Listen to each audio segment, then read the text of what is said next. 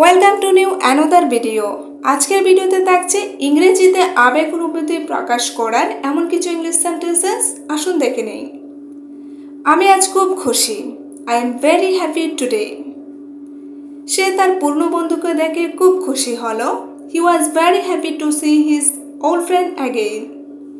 সে তার অনুভূতির ব্যাপারে বিভ্রান্ত। He was confused about his feeling.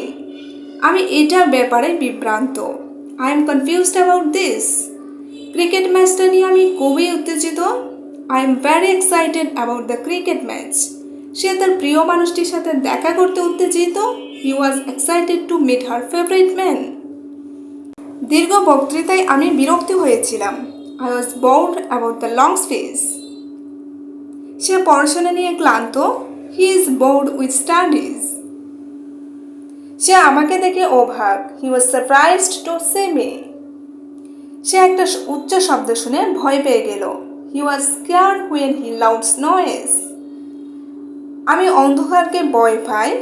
I am scared of the dark. আমি দুঃখিত অনুভব করছি। I just feel sad. আমি যখন বিদায় জানালাম তাকে দুঃখিত দেখাচ্ছিল। He looked sad when I said good bye.